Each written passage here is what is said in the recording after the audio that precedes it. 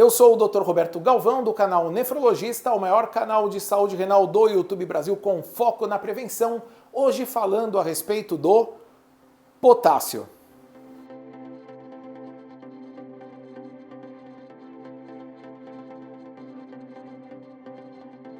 O potássio é um elemento químico presente na natureza. No meio ambiente, ele se apresenta como um sal mineral e no nosso organismo ele se apresenta de uma forma que nós chamamos iônica. Ele participa ali dos processos de transmissão de eletricidade entre células do nosso corpo, especialmente células musculares e com um destaque especial para as células do coração.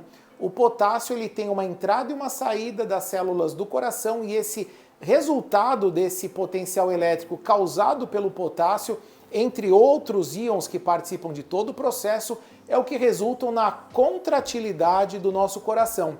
Então, se não existisse o potássio, nós não teríamos batimentos cardíacos. Só para vocês terem uma ideia da importância do potássio na nossa fisiologia.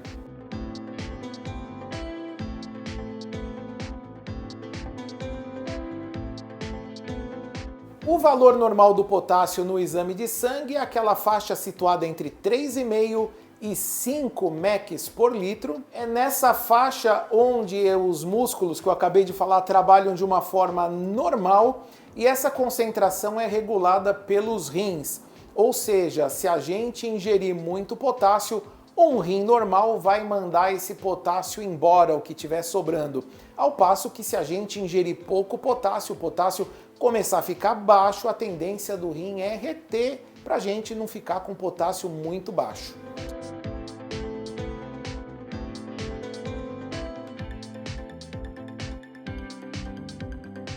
Eu diria que para a grande maioria das pessoas, aquelas saudáveis que não têm doenças crônicas, o potássio sim é muito bom para a saúde, porque além de tudo estamos falando de alimentos que além do potássio também são ricos em fibras, aí no caso frutas, verduras, legumes, e além do que o potássio também ele tem uma ação vasodilatadora que ajuda no controle da pressão arterial, sendo uma das recomendações para o tratamento não farmacológico da hipertensão. Aliás, uma curiosidade aqui, o potássio ele tem um efeito antagônico do sódio, então tudo aquilo que a gente fala aqui no canal, que o sódio, o sal faz mal para a pressão, faz mal para os rins, faz mal para a saúde, no caso do potássio é ao contrário, então uma dieta mais rica em potássio, no geral, é bom.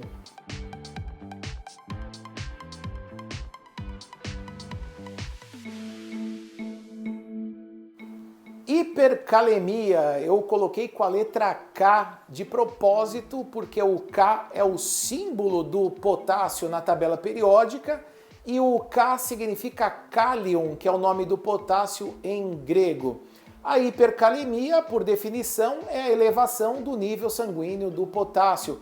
Então nós falamos que o normal é até 5, quando está acima de 5, a gente já considera uma hipercalemia ou uma hiperpotassemia. E aí a dona Nair pergunta para mim: "Pô, doutor Roberto, mas o meu potássio deu 5,1 e agora eu estou com hipercalemia?"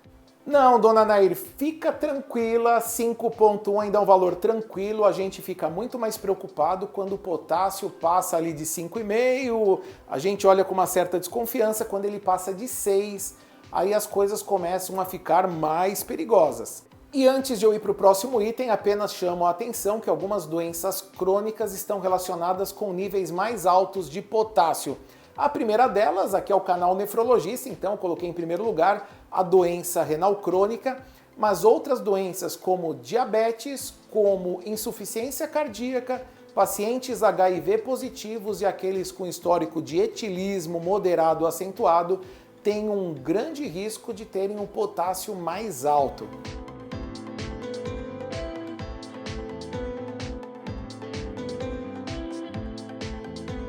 Além dessa predisposição que eu acabei de falar, nós também temos coisas que podem ainda jogar o potássio mais para cima. E aqui nós temos os alimentos ricos em potássio, então uma alimentação rica em potássio. Nós temos também sais e suplementos alimentares ricos em potássio. O mais famoso é o Sal Light, que você encontra em todos os supermercados. e nós ainda temos medicamentos poupadores ou com mecanismos que fazem o organismo reter mais potássio. E aqui nós temos o amiloride, que é um diurético que está na composição do moduretic. Nós temos também a espironolactona e toda a família do losartan, que são os bloqueadores AT2, ou seja, candesartan, telmisartan, valsartan, e toda a família do captopril, que são os inibidores da ECA. E aí temos também enalapril, ramipril, lisinopril, etc. E você que está curtindo esse vídeo até aqui, não se esqueça de fazer a inscrição no canal, ativar o sininho das notificações, já deixa um likezinho aí para a gente continuar.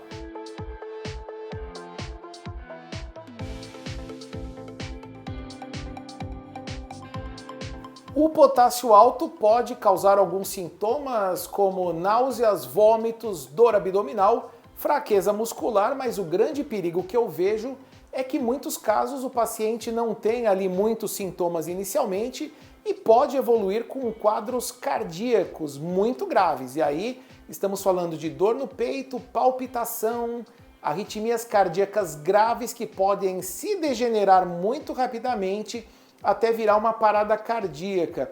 Então, realmente, o potássio muito alto, especialmente acima de 6, 6,5 em diante, é muito perigoso, pessoal.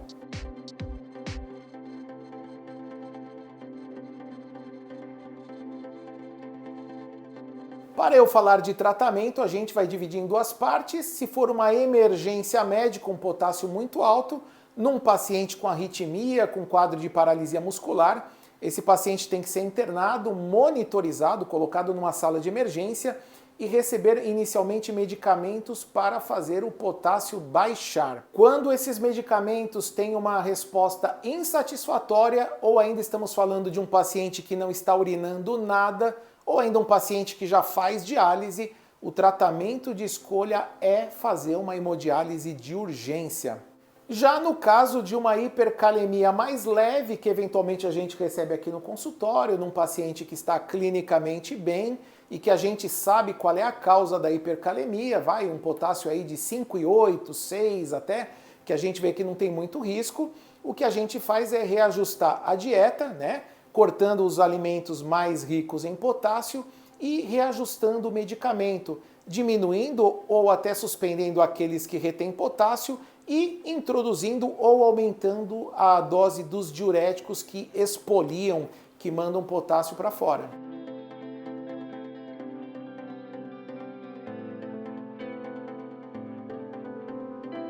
Aqui não é uma aula de nutrição e por essa razão eu vou colocar um link na descrição do vídeo com os alimentos aí para vocês pesquisarem, mas eu vou falar rapidamente de alguns aqui que são mais conhecidos.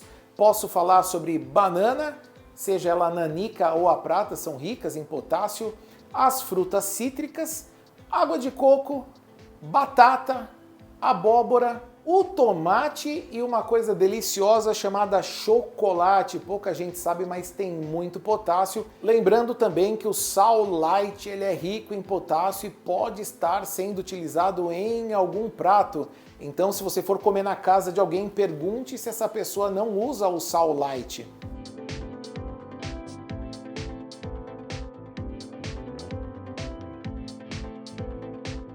Se eu estiver falando com um paciente renal crônico dialítico, a gente sabe que a grande maioria desses pacientes, tem exceção, é claro, mas a grande maioria tem potássio alto e é um grande desafio baixar esse potássio em toda a sessão de diálise.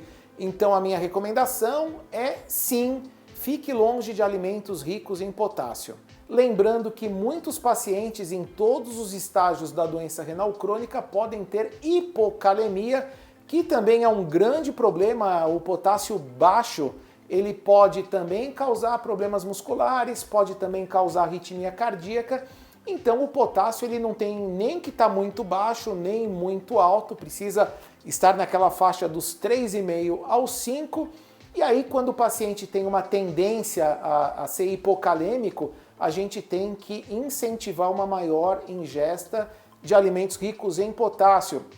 E também aqueles pacientes que têm o potássio normal, mas que nunca ficou alto, que não tem nenhum tipo de problema, esses pacientes podem ter aí uma dieta mais liberada quanto ao potássio. Eu espero que este conteúdo tenha ajudado você a tirar dúvidas sobre o potássio. Se você realmente gostou e acha importante que essa informação chegue para mais pessoas, ajude o YouTube a entregar ela para mais pessoas. E além da inscrição que eu sei que você já fez, compartilhe esse vídeo em redes sociais, grupos de WhatsApp. Eu volto em breve aí com um novo vídeo no canal Nefrologista. Um grande abraço.